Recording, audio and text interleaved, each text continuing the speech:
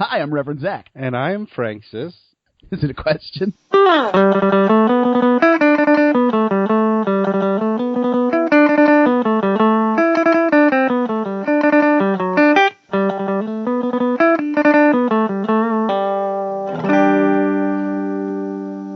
Welcome to This Movie Was a Hot Dog, a podcast where me and my brother over here, Francis, watch a bad movie, critically, financially, or otherwise, then we review it, break it down, and tell you what we think.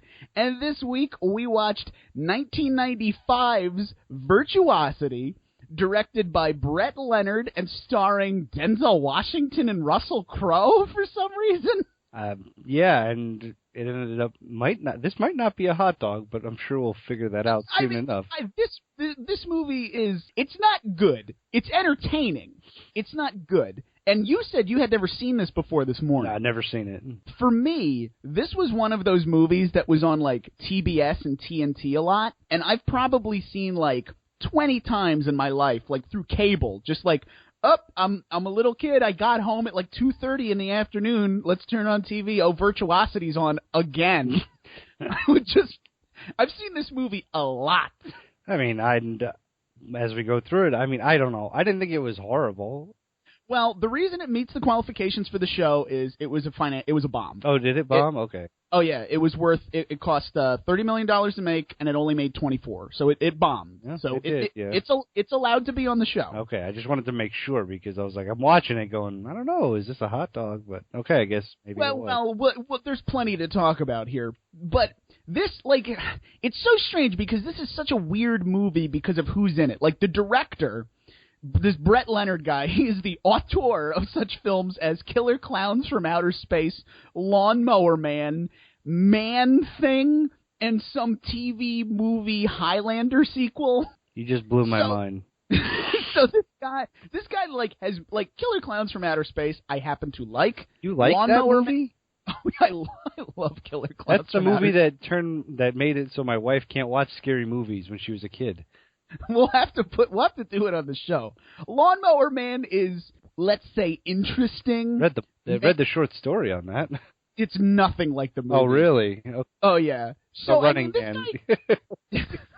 So this guy can make movies, but this guy doesn't make movies with Denzel Washington in them. Russell Crowe, at this point in 1995, hasn't done too much. He's done a bunch of Australian movies, a couple Australian comedies and gangster films. He hasn't been in Gladiator or anything yet. He was in Quick and the Dead the same year, a couple of months before this. So this is like his first year of like mainstream Hollywood. So this is before Beautiful Mind? Oh, way before Beautiful Mind.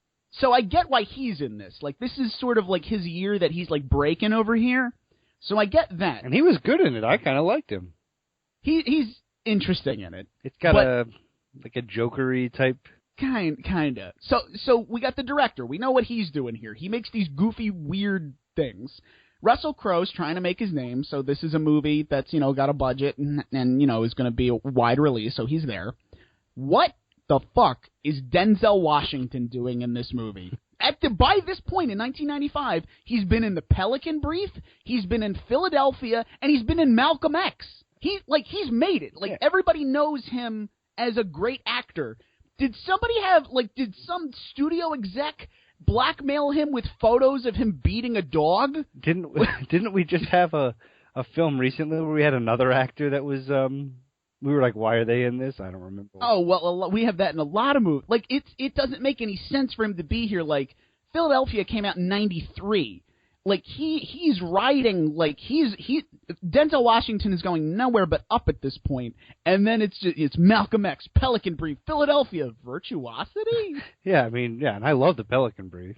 Well, the IMDb trivia says Denzel Washington took the role because his son asked him to. That can't possibly be true, right? I don't, yeah. What is that? Hey, Dad, you got to try this Virtuosity thing out. And he's like, oh, okay, I'll ruin my career because my son asked me to be in a garbage film. Well. So we might as well get into the plot it. before we get this. This can't get any worse. I know. So we open with Denzel Washington in a city wearing some sort of blue future cop jumpsuit. Well, it's a future outfit. He's got a leather baseball cap. And a very, very tight leather uniform. Because in the future, baseball caps will be made out of leather and issued to the police. And he's with his partner. He's with his partner. He's running through this future city chasing this criminal played by Russell Crowe named Sid. Now, so I also, yeah. it's got that, you're almost like The Matrix?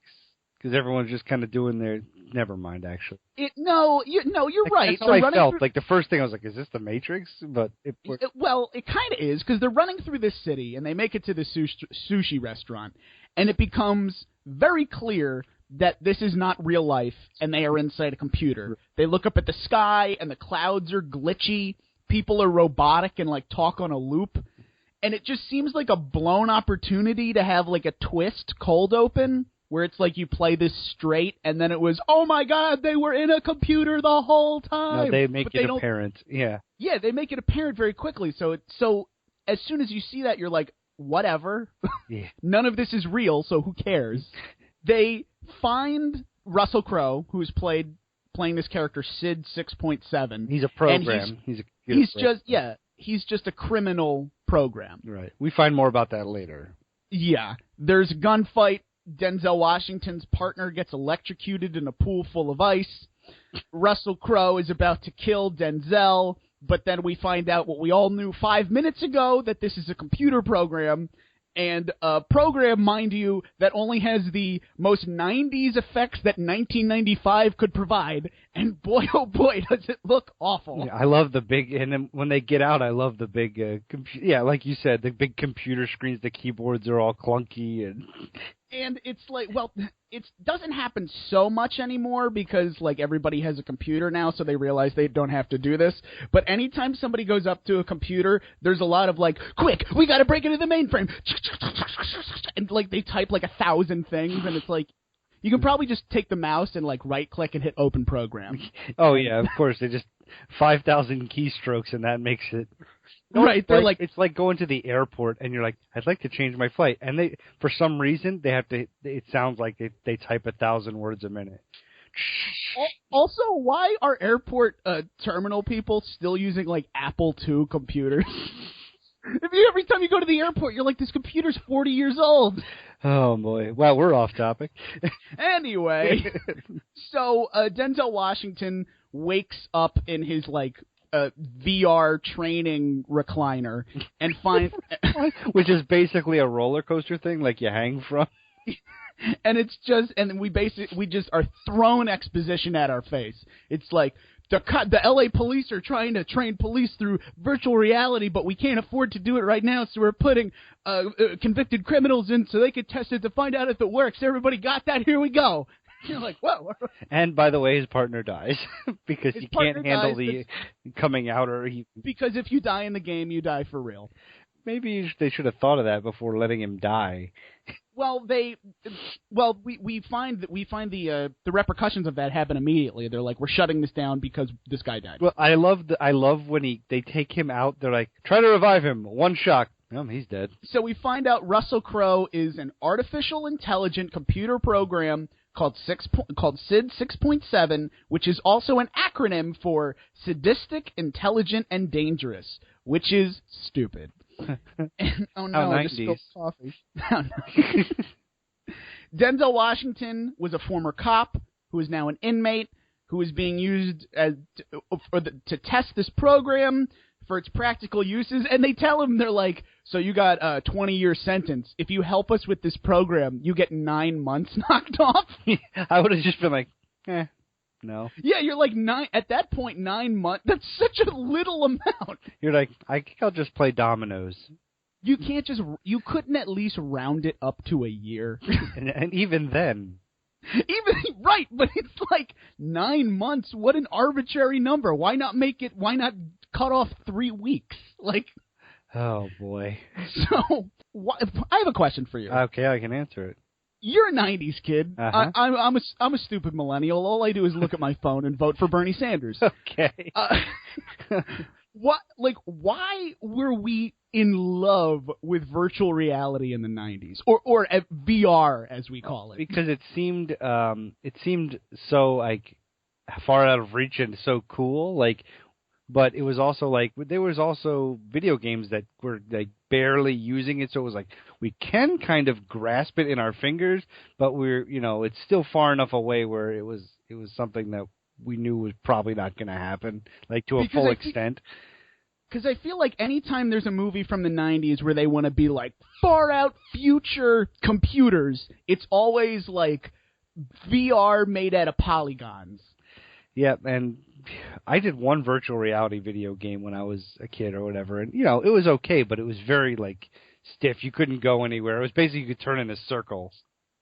You know what I mean? It was just you couldn't really do anything other than that.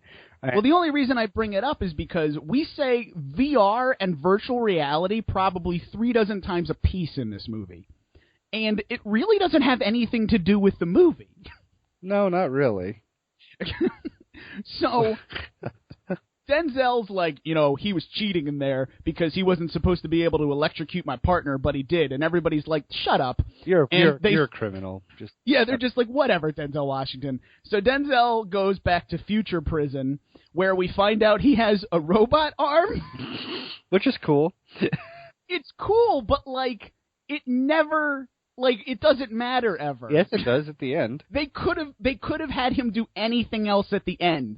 The fact that he has a robot arm doesn't play into effect for 95% of this movie. And then when it does, you're like, wait a minute, this doesn't make sense. It's a missed opportunity, is what you're saying. It's a poorly misunderstood. It's the future. Give Denzel a robot arm. So he's supposed to go into isolation, but the prison guard sends him in the general population because he's just an asshole, I guess. And it's like, he's like, where's his supervisor during this? We just put him in. Yeah, and he's like, you're going in the general population. There's a prison fight. Denzel Washington wins because the movie's been on for 10 minutes and he has to. So this is where we meet Blonde There's a lot of trash in this scene as well. Oh yeah, I don't know why this future prison is just littered with garbage. It looks like, I think it's the prisoners are throwing garbage out the little slot they have in their cells, and they're all in just plexiglass boxes. I don't know. It just kind of bothered me. So Denzel Washington goes into a little room and he's going to meet a psychiatrist who is blonde doctor, played by Kelly Lynch, but with the haircut she has in this movie, she also looks like Laura Dern. I'm not sure who Laura Dern is, but... Laura Dern is the blonde woman from the first Jurassic Park movie. Oh, okay, yes. She's the daughter of Bruce Dern. Right, okay. Right, you don't know who that is either, do you? Don't worry about facts. So, Laura Dern, played by Kelly Lynch, is like, well, why'd you try to kill that guy? Blah, blah, blah. And he's like, whatever, I just did. And they start talking about Sid 6.7 as if this is like a real case, and it's like a real thing that's happening, but it's just a computer game. And he starts to explain how he knows what Sid 6.6 is going to... Russell Crowe, what he's going to do. Because he's like, well, you see, the building he was in had an emoticon on it. And he draws a little smiley face. And people use this at the end of their emails. He starts to explain emoticons and emails as if they are like this ancient technology. But then don't be like, well, since we stopped using emails, we now use blah blah blah. It's like, no, what replaced email? Email wasn't even that old then. Barely. I mean, early 90s really when it first really people started using it. And I was an early adopter of email, and as I'm sure you were. People did not sign their emails like that. Yeah, I don't know. Maybe if you're a 12-year-old girl. So Denzel Washington signed all his emails like a 12-year-old girl? I guess so. So we basically find out she's doing this weird psych eval where they talk about the fight, they talk about the video game, then they talk about why he's actually there. They go, so you were tracking the serial killer who was named Michael Grimes or something like that. He killed your wife and your child, then you went on a murderous rampage and violently killed him, and you lost your arm in the process. And she looks at the camera and goes, everybody got it? We had to get that in there so we can continue with the film. And I nodded my head, and then the plot progressed. I nodded my head. Oh, boy. So the cops are going to shut down the VR training program, but for some reason that I do not understand, the head programmer, the guy who's in charge of it, it's not like he's a classical evil guy who's like, no, I want to keep the program running for profits. He's just like, which would be a motive at least. He's like worried for the well-being of the Russell Crowe program. It's almost like Tron. Except not at all? Oh. What? Oh, doesn't the guy love the Master Control program or something like that? Or is he just scared of it? I don't know. I haven't seen Tron in forever. But it doesn't matter. Like, this Russell Crowe is like having a solitaire program on your computer. He's not real. Not only is he not real, he is designed to be the most evil person ever. Like, they talk later on how they used a computer algorithm to create the most evil being ever created, but this guy's got a soft spot for him because... what? He's evil? So, he's going to try to help Sid survive. Why? I don't know. What's the point of it? Who cares? So he approaches this Weasley scientist who has invented this nanotechnology that can generate full beings from glass and silicon molecules and essentially creates an artificially intelligent robot. Why is this not a bigger deal than it's presented in the film? Maybe he hasn't told anyone but that one person. This would be the breakthrough of the century. And the guys and the people that know about it are just like, yeah, that's like an offshoot of this program that we're working on. It's stupid. No one talks about that. You're like, wait a minute, what? We have robots? Which, you know, well, if that was the case, then we'd have more robots than we did in the film. Not only that, we have artificial intelligence, nanobots that apparently work perfectly, a computer artificial matrix-like world, and no one really seems to think that this is that impressive. So the programmer guy goes up to Weasley Man and says, hey, why don't we test your nanobot technology, something. He's like, well, I don't know. It's only in the beta process. Blah. And he goes, well, why don't we bring the sexy lady program to life? Oh, yes, I remember that. Yeah, he's like, yeah, we're going to bring the sex. He tricks him into thinking they're going to bring the really beautiful lady out. But, of course, it ends up being the evil robot. Yeah, because he's just like, I'm going to switch the microchip of the sexy lady with Russell Crowe's microchip, which is like the size of like a 35-sided D&D dice. Yeah, it's huge. Yeah, and it's in a disc on top of that. It's like an 8-track. Oh yeah, it's like this giant cube is in an 8-track player, which is apparently the height of technology in 1995. Oh, and then they say something like, "I am 50." He's like, "I'm 50 terabytes of power," and I'm like, "That's not that much." And he's like, we see Russell Crowe in the computer matrix world when it's not a program and he's just doing whatever he wants, and it looks like a Windows screensaver. But that's the future.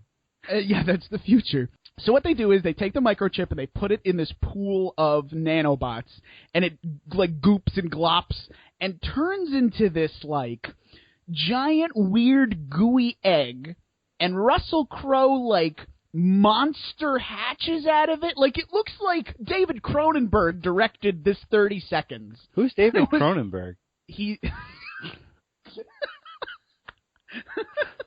My favorite part about you is that as the co-host of a movie critic podcast, yes, you know absolutely nothing about movies or people in them or involved in them. Did you not choose me?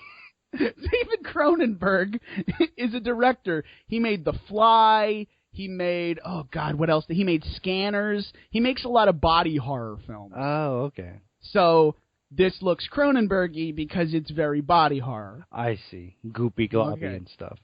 Yeah, you follow? I got you, buddy.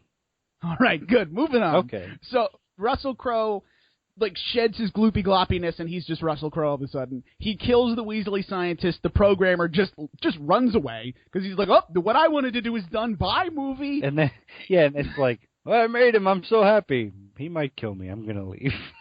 So we get to see Russell Crowe's butt for like 30 seconds. And he does a lot of flex. Doesn't he flex a lot or something? And he does a lot of weird faces. Like, Russell Crowe is very, like... I guess they told him, like, for every 30 seconds he overacts, he got a bonus. he definitely overacts. Like, at one point, I'm pretty sure he leans over and takes a bite out of the set. Like, he's chewing the scenery in this movie like crazy. And the first thing I think, let's not discredit who I'm about to say. The first thing I think of him a lot of through the film is kind of like offshoot of the Joker. And I'll give you that, because he is very random, cartoony, and he's random. And I get it, because he comes from a computer program, and it's not real, and it's over the top, and, video games, blah, blah, blah. So I guess it kind of makes sense what he's doing, but it still is it's still very jarring when you have Oscar-caliber Denzel Washington acting his pants off in this piece of shit, when Russell Crowe's going like, whoa. Like, it's weird. Yeah, they contrast each other pretty different sides of this. We'll just edit that out. Is recording this in the morning throwing you for a loop? It might be. So they immediately release Denzel Washington from prison because he's the only one who can help them find Sid, which really doesn't make any sense. He played one round of one video game with him, and suddenly he's a Russell Crowe expert. And then they're like, but we're gonna track you. He's gonna get a full pardon. They're gonna give him a full pardon, but we got to put a microchip in your brain where they just shove this 3-inch thick needle into the base of his skull while he's awake. Yep. They're just like, okay, relax. This'll hurt a lot. Stab. So when is the local? Oh, God. So now he's just a cop again. There's no hey, you better watch it, or you're always handcuffed to this guy, or you're not going to get a gun. You're under my... Yeah, they're like, oh, you're a cop again. Full pardon. Here's your badge. Here's your gun. I know you just killed somebody yesterday. You're fine now, though. So Sid immediately goes on a killing spree. He kills somebody that hour. He goes he breaks into people's houses and just starts serial killing them. We don't understand, and of course they don't explain why he's doing that yet at all. Well, they do the next scene. They go to the head programmer's house, who, like we said, left, and he's on the run. I guess they go to presumably ask him why the hell did you do this? What do you gain from doing this? And we find out Sid's personality is made up of 67 various criminals, including John Wayne Gacy, Charles Manson, and Adolf Hitler. Yeah, that was a little off. Oh, and isn't one of the killers is the killer that basically killed Denzel Washington's family? I wouldn't say basically. I would say he's one of his personalities is the killer that did kill his family. We'll go with this guy. Yeah, let's go with that. This guy, Grimes, whatever his first name Marvin, is. Grimes is... Billy, yeah. Willie, I don't know. Yeah, it's Willie Grimes. Yep, there you go. Is part of his personality, and now it's personal for Denzel Washington for some reason. Because he can get into his head now. I guess.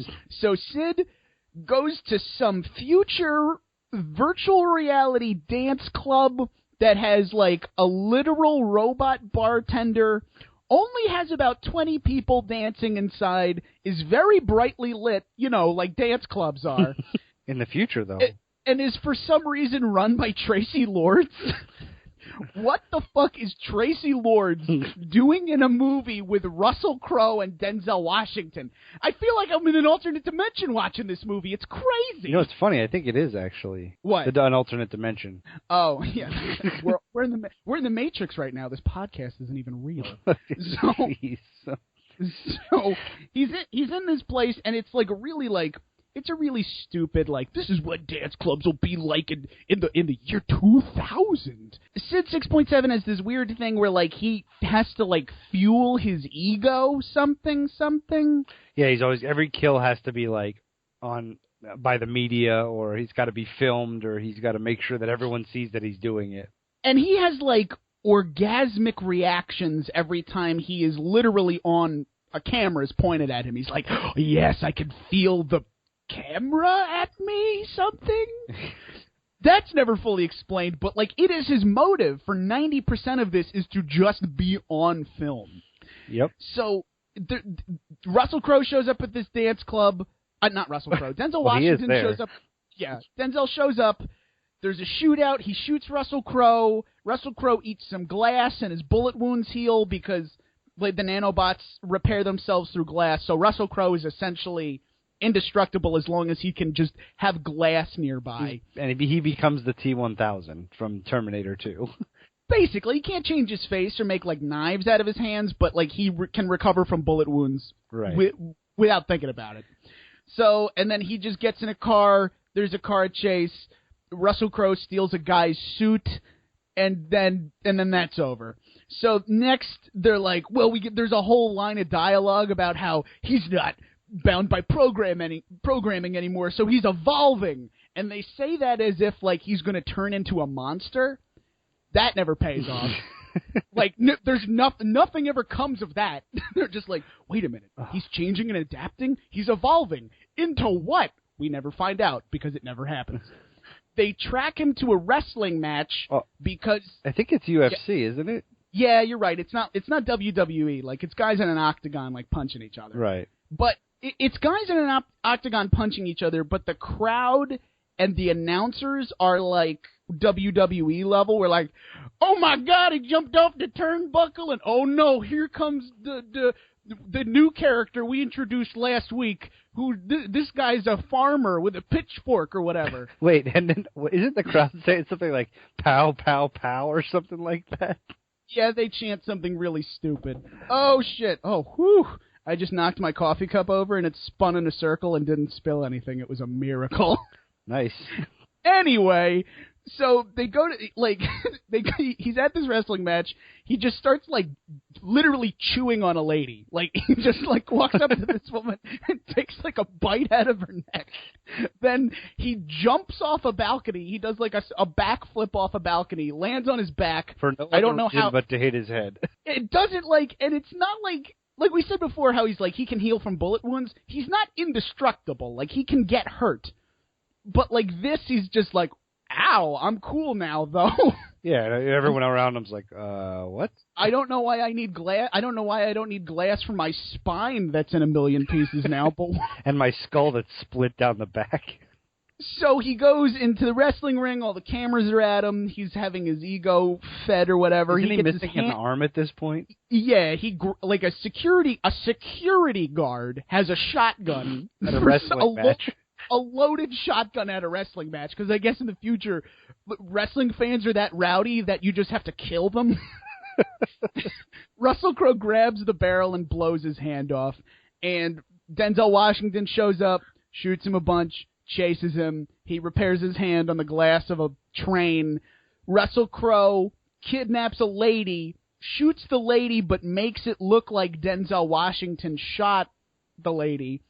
The blonde doctor, Kelly Lynch, who's playing Laura Dern, shows up and says, like, oh, Denzel Washington didn't shoot him. I saw it. And everyone's like, we don't care. Not only that, she goes, 1, I saw him not do it. 2, the bullet wound came from behind her. He couldn't have done that. He was facing her. And the cops are like, don't care. Due process isn't a thing. And they just like, back to jail for you. And surprise! So they put him in a paddy wagon, and oh my God, Sid is driving the truck because Russell Crowe is apparently omnipotent and everywhere. He kills the 2 guards. He frees Denzel Washington because he's just enjoying the chase, the fight. Yeah, he tells Denzel Washington that microchip in his head is also releases a toxin. A la Escape from L.A., and which is something that I saw coming 1,000 miles away. Yeah, they had to have that hole in there. Right, exactly. But that's such a thrown away thread that doesn't matter either. They the next scene or like 2 scenes later they put that to bed. Yeah, and he also tells him that Sid tells Denzel Washington that because he's in the real world dealing with Denzel Washington, he is now basically just Grimes. I guess this weird serial killer from the late 90s was more of a powerful personality than Adolf Hitler was. Well, why did Hitler not win out? And I love that all the other criminals in his brain are just like taking a backseat to this story. Yeah, exactly. There's 66 other mass murderers in his head, But this one is the one that's like, I just want to be on camera, therefore I am the most charming something. And gosh, if we would have had the 66 other things in his head, we might have had an interesting movie. So we got to stop for a minute because we kind of talked about it, but how Russell Crowe speaks in this. He's over the top and he's goofy, but it's not just that. What he says, he talks in these weird, prosy, quippy, pseudo rhymey phrases. I'm sure you have a couple lines you'd like to share. Well, I don't, because they're not, like, none of them really make any sense. Because, like, there's this whole weird thing that's not explained in him. He's like a classical music aficionado. Because he'll be like, all right, coppers, you can just call me Oedipus, and I'm going to compose a symphony called Murder in A minor.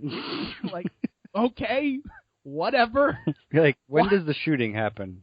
Why is this a character trait of yours? Is one of your personalities Beethoven? You know, the mass murderer. But it's so, like, everything, because in the future dance club, he records people screaming and then uses, like, future synthesized to, like, do, like, a scream song, like a scream symphony, which is genuinely creepy and disturbing, but because it's filmed in bright as day, with neon colors all over the place, and Russell Crowe is being a goofball, it's not creepy. It's just like, well, this is weird. And I don't know. I guess I just didn't care. Oh, why would you? Because it's not explained. It's not like every time he did like a weird personality trait, like they explained it, like, oh, he's doing this because John Wayne Gacy's in his head, or he's doing this because Bach is in his brain and he has to compose things because we thought that would be fun. But no, he has all of these weird quips and personality traits, and they go, yeah, he's basically just this one guy. Even though that one guy didn't do those things, it feels like they wanted this to go somewhere else, but just abandoned it. Yeah, you got halfway through the movie and they're like, oh, we don't have time for this. Oh, gee, this movie's almost 2 hours long anyway. Just end it. No one's going to watch it, I mean. No one's going to watch it. Well, how did we get Denzel Washington to be in this again? The dog. So in order to stop them from killing Denzel Washington with this big chip in his head, Denzel Washington's former partner, who has been helping him with this movie, through the movie, we've neglected to mention him because he doesn't matter, goes into this massive control room where they're controlling all of these criminals' brain chips, and shoots a gun at it, destroying what must be millions of dollars of equipment. And there are absolutely no consequences to this. And there are none. And there's no security for it either. He just walks in, pulls out a gun. Did you hear him when he's like, anybody using this chair? He picks up this chair and just throws it at this giant wall-sized computer monitor. Yeah, like, that guy should be fired 30 seconds later. $5 million worth of equipment. Go. No peace fine. And now, that whole thing we were introduced to 2 minutes ago about how Denzel Washington might die from this chip in his head, gone. No longer a problem. And I love it's like, was there any concern also, like, what about the other criminals that have chips that are actually important that we have the chips in their heads? Like now. Oh yeah, because they say this is basically like future parole, right? Like, you get this chip in your head, we'll know where you are anywhere on Earth for the rest of your life. If you fuck up, we press a button and you die. So, be a good person, get a dog, play by the rules, and you'll live a happy life. Now, all of these criminals are off the hook and nobody can know where they are because this one cop felt bad about his friend who is technically a murderer. Hey, you got to do what you got to do, I guess. So Sid is like slowly building to being on TV more and more. He wants that big shock and awe moment. He doesn't really have, like, that's the thing though. Russell Crowe doesn't really have an end game here. Oh, it's not like he's just insane. He's not like, I'm going to get money, and then I'm going to build an empire, and then I'll become like a crime lord. He's just like, I'm going to kill people, presumably forever, and that'll never end. Like, you're going to get caught at some point. Yeah, eventually they're just going to, bomb you. So he takes over. You're right. They'll just crash a drone into your ass. So he takes over a TV studio. He uploads a program called Death TV, and now he shows that he has kidnapped Laura Dern's daughter, who is played by an 11-year-old Kelly Kouakou from that awful blight of a show called Big Bang Theory. Is that really who it is? That little blonde girl? Yeah, that's Kelly Kouakou from Kouakou from Big Bang Theory. She acts pretty horribly in it as well. In this, she does in Big Bang Theory too.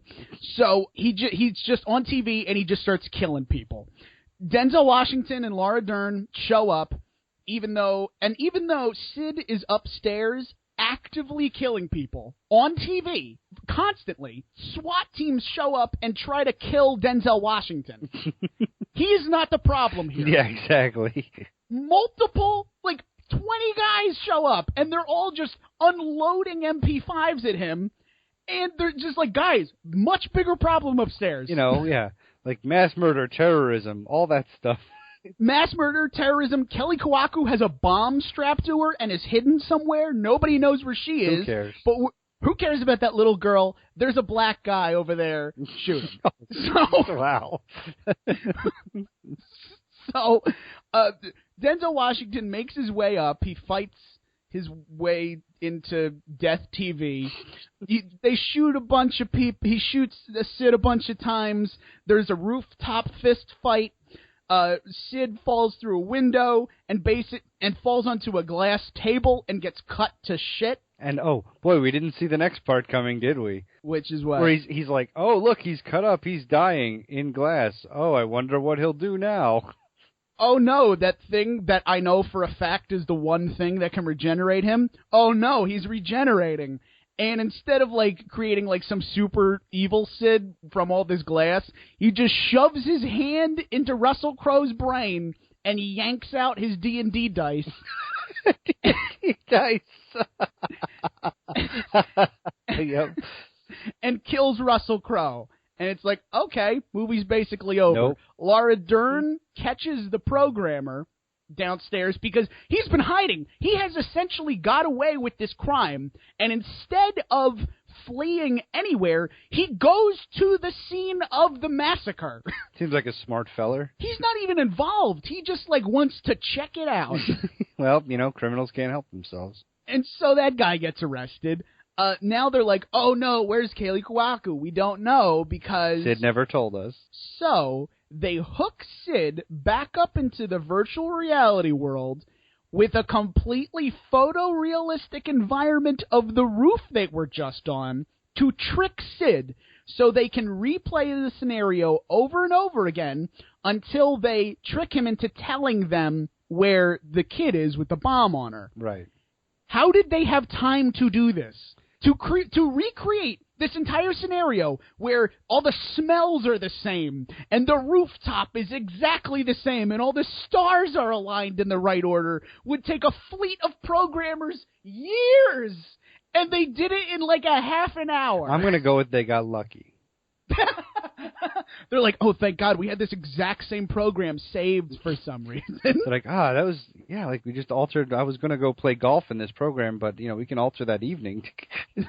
We can just make it nighttime, and it's the same place now. Oh, boy. And so, Denzel Washington keeps losing the fight because he's trying to trick Sid, but he's not dying because he's in the VR. Right. So, eventually, Russell Crowe explains... It tells her that, oh, where's your kid? She's in this building because that's where she would be. Where else would I keep her? And I needed her to be able to be on TV, so I needed her to be at the TV studio, you boob. Did you not check the building? Yeah, right under your nose. That's the place you would look first, is the building. Right, yeah. If a criminal says, hey, I've got a hostage, probably close by. Check the building, which they didn't do. So they find out that she's on the roof in a big air vent shaft or something. Oh, and it's booby trap. Ooh. Well, first... Oh, we have the side thing where they come, the whole VR thing, yeah. Yeah, Sid realizes he's in VR and not in the real world, and he's like, well, I'm in charge now. and Laura Dern gets out. Then the programmer fights Laura Dern because he's just, now at this point, he's just evil for the sake of being evil. He's like, no, I gotta help Sid. For what? I don't understand why this guy is doing this. He fisks freaking Denzel Washington's old partner head in with like a wrench or something, or a pipe. Yeah, so that guy, and we have no, like, there's no, like, oh no, my old partner who saved me by destroying that very expensive computer equipment that the city of L.A. owns. Well, I guess he doesn't have to worry about losing his job or getting sued because he's dead now. So they get out of the program, they kill 6.7's D&D dice, and they go to the building to save Kelly Kwaku. They get inside this air vent, and they see that it is booby-trapped, and she has a bomb strapped to her. And there's a little computer voice thing that's like, I'm Russell Crowe, and even though I'm dead, I'm still in the movie. Because I already predetermined that you would do this. Right. And so Denzel Washington goes into this thing instead of a bomb expert. He knows nothing about bombs, nope. and he's going to disable this bomb. He goes over to it, and he cuts his robot arm, and he takes out the audio-visual cables that are apparently inside it. Far advanced. Like, he just starts pulling these wires out of his arm that apparently are not important, because it's not like his arm stops working. And I love how he's just like, I'm randomly going to put hoses in different spots. Yeah, he's just like, okay, this is the input, so which one's the output? You're not hooking up a DVD player. he puts them on random spots, and the bomb, like, somehow it like puts a loop in the bomb sequence or something, so they can get everyone out.